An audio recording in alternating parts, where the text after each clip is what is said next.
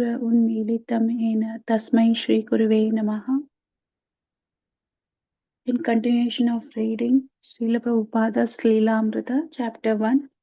When Abhay was about 6 years old, he asked his father for a deity of his own to worship.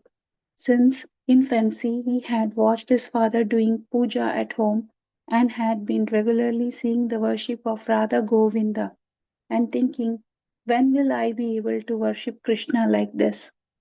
On Abhay's request, his father purchased a pair of little Radha Krishna deities and gave them to him.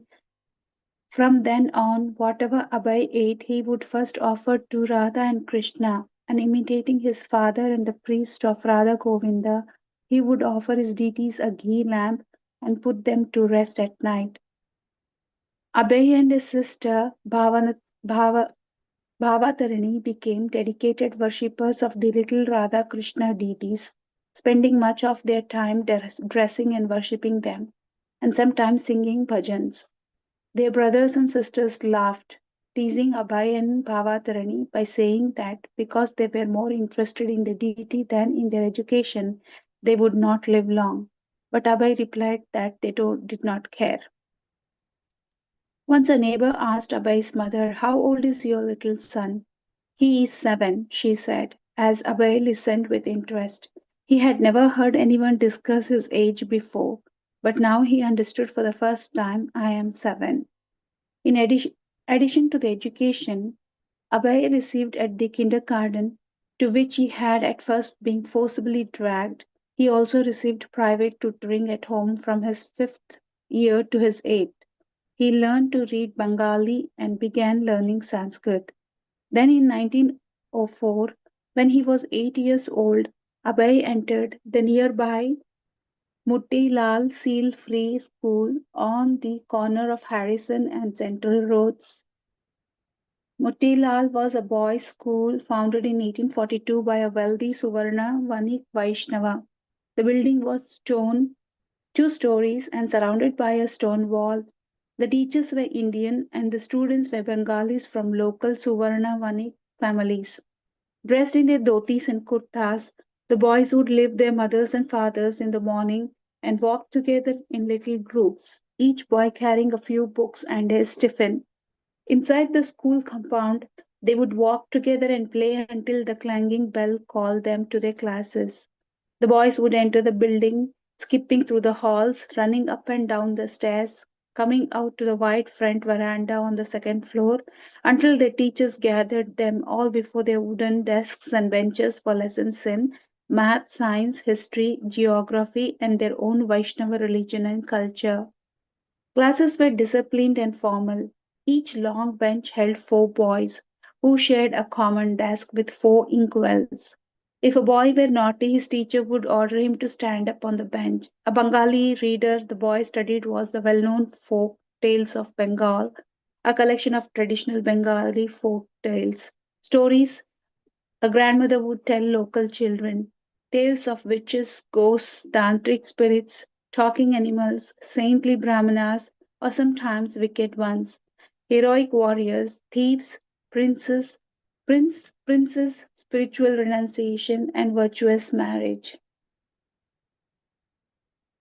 In their daily walks to and from school, Abhay and his friends came to recognize, at least from their childish viewpoint, all the people who regularly appeared in Calcutta streets, the British superiors travelling about, usually in horse-drawn carriages, the hackney drivers, the bhangis who cleaned the streets with straw brooms, and even the local pickpockets and prostitutes who stood on the street corners. Abhay turned 10 the same year the rails were laid for the electric tram on Harrison Road. He watched the workers lay the tracks, and when he first saw the trolley car's rod touching the overhead wire, it amazed him. He dreamed of getting a stick, touching the wire himself, and running along by electricity. Although electric power was new in Calcutta and not widespread, only the wealthy could afford it in their homes. Along with the electric tram came new electric street lights, carbon arc lamps, replacing the old gas lights. Abhay and his friends used to go down the street looking on the ground for the old used carbon tips, which the maintenance man would leave behind. When Abhay was saw his first gramophone box, he thought an electric man or a ghost was inside the box singing. Abhay liked to ride his bicycle down the busy Calcutta streets. Although, when the soccer club had been formed at school, he had requested the position of a goalie so that he would not have to run. He was an avid cyclist.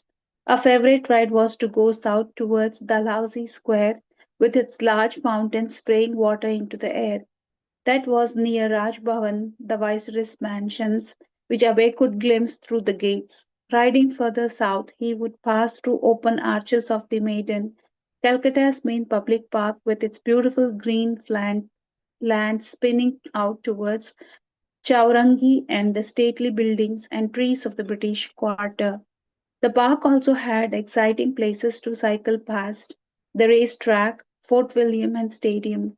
The Maiden bordered the Ganges, known locally as the Hooghly, and sometimes Abe would cycle home along its shores.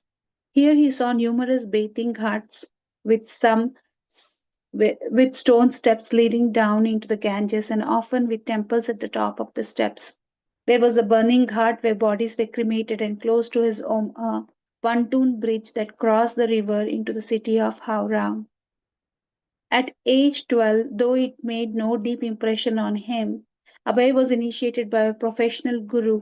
The guru told him about his own master, a great yogi, who had once asked him, "What do you want to eat?" Abhay's family guru had replied, "Fresh pomegranates from Afghanistan." "All right," the yogi had replied, "go into the next room," and there he had found a branch of pomegranates, ripe as if freshly taken from the tree. A yogi who came to see Abhay's father said that he had once sat down with his own master and touched him, and had then been transported within moments to the city of Dwaraka by yogic power.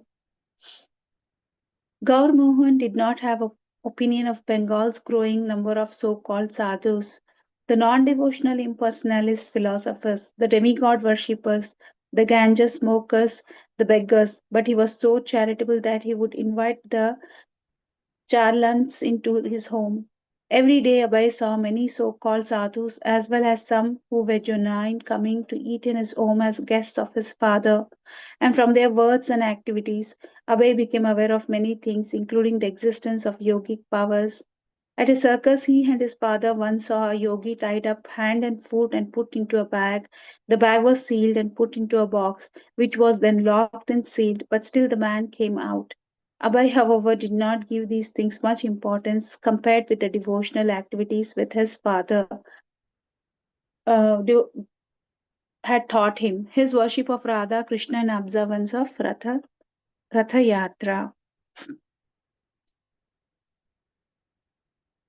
So I stop here for today's reading.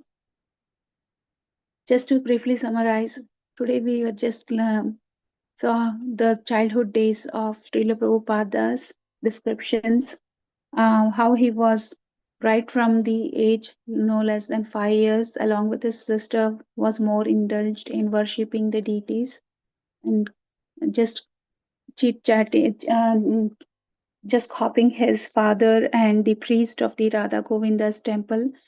So he got his own deity from his father and started to imitate the activities. He did not care for anyone who to any of his elder brothers and sisters when they teased about him. That shows that Srila Prabhupada was from his child days more inclined to devotion. And the days passed by, and at the age of 8 to 10, he started getting educated, going to local public schools. And just a brief description of his the time of Calcutta city, how it was in those days. And then during the British rule, I think it was the time when the power electricity line was put into Calcutta city. And as we know that the British's main city for business transaction was Calcutta because of the port.